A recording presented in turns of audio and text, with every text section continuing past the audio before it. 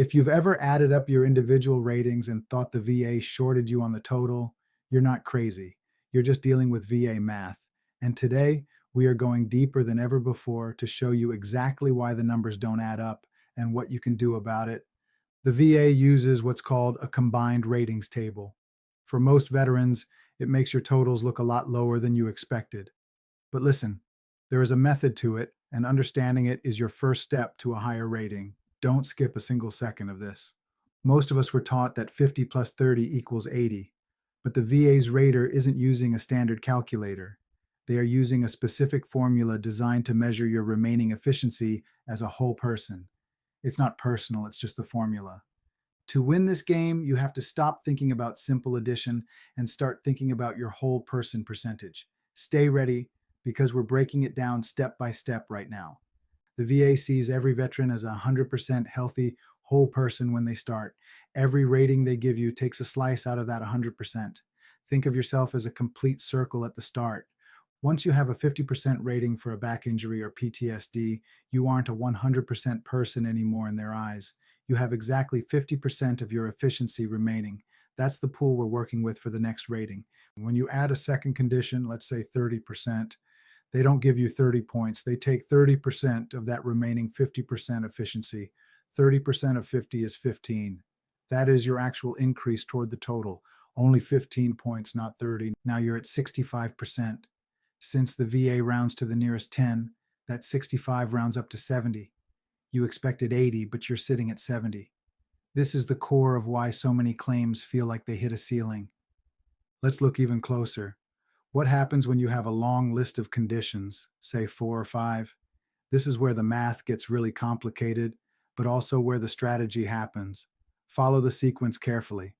The first rule of VA math is that you always start with your highest rating first. Let's take a veteran with a 70% primary condition and 3 smaller ratings. We rank them and start with that 70% bite. That 70% takes the first big bite. You only have 30% of your efficiency left. Every rating after this is going to be a fraction of that 30. This is why that first big rating is so critical to your total. The next rating is 20%. 20% of your remaining 30 is 6 points. Now you're at 76% total disability with 24% efficiency remaining. We keep going down the list one by one. Then we add that 10% rating. 10% of 24 is 2.4 points. You're at 78.4%. In normal math, you'd be at 110. In VA math, you aren't even at 80 yet. Rounding would keep you at 80 for now. Finally, we add that last 10%. 10% of 21.6 is 2.16. That brings your grand total to 80.56%. That rounds to 80. You added two 10% ratings and your total only moved 2 points. Crazy, right?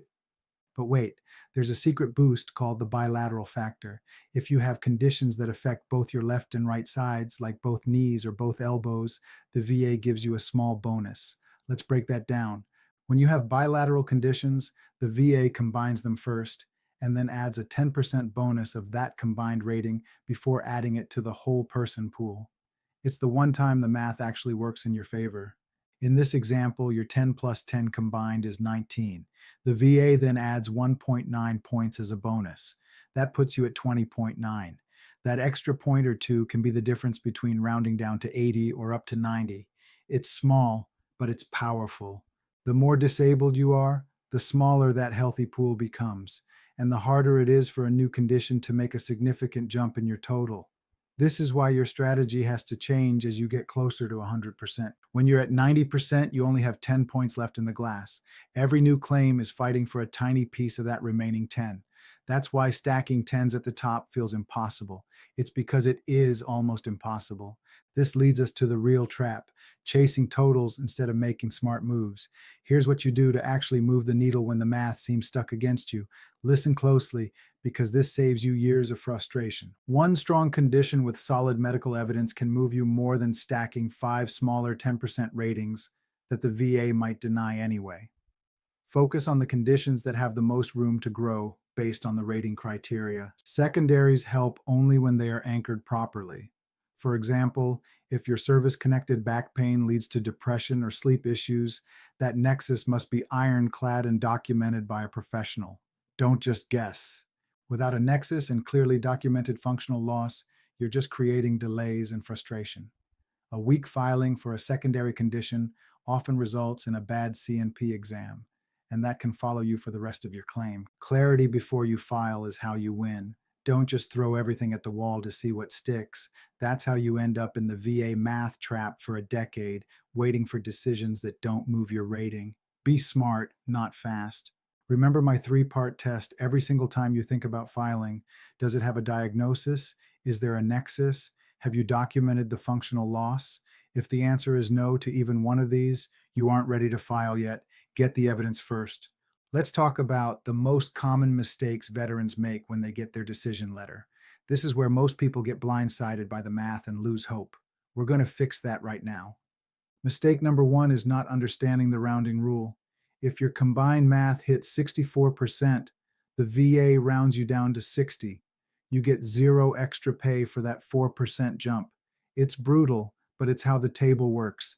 You need 65 to jump to 70. The biggest jump in the VA system is from 94 to 95. At 94, you are rounded down to 90. At 95, you are rounded up to 100. That 1% difference in the formula is worth thousands of dollars a month. It's the most important point in the entire table. If you are already at 90%, you only have 10% of your whole person remaining to be rated. If you add a new 10% rating, it's 10% of that remaining 10. That's only one single point. It's discouraging, but that's the math. Now you're at 91%. Since 91 rounds back down to 90, that new rating did nothing for your compensation or your total. This is why veterans feel like the VA is ignoring their symptoms. They aren't ignoring you. The math is just at a standstill. Many veterans don't check the reasons for decision section of their letter. They see the final math, get angry, and miss the fact that the rater didn't even acknowledge their nexus letter or buddy statement. You have to audit your own letters. Raters don't deny people, they deny gaps in the evidence story. If the math isn't working, it's often because the evidence didn't support the higher rating criteria. You have to fill those gaps before the math can move. If you're stuck at a combined rating that feels too low, but you're unable to work because of your conditions, don't just keep filing 10% claims and hitting that wall. Look at TDIU. It is the bypass for the VA math trap. TDIU allows the VA to pay you at the 100% rate even if your VA math total is only 60 or 70%, provided your conditions prevent you from maintaining substantial work. It's based on unemployability, not the math table. This is a critical strategic move for veterans who are severely underrated by the combined math table but suffer significant functional loss that stops them from working. It bypasses the entire trap of the ratings table. Another trick I always teach is creating a one-page evidence map. Don't send the rater 500 pages of records and hope they find the math that works for you. Make their job so easy they can't ignore the truth. Guide them to the win. Map it out clearly. Event, symptoms, diagnosis, and treatment. Label your evidence items to match the timeline. Use your personal statement as the glue that connects the dots for the rater. Clarity is smart, fast isn't. When you go to that C&P exam, always remember the unmedicated baseline. The VA math is based on your symptoms on your worst day without the temporary help of medication or flare-up management.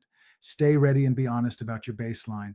Under Jones versus Shinseki, the VA must consider your functional loss as if you weren't on medication. If you're managing a condition well with meds, the math might look a lot lower than it should. You have to explain the unmedicated reality. VA math isn't personal, it's a formula.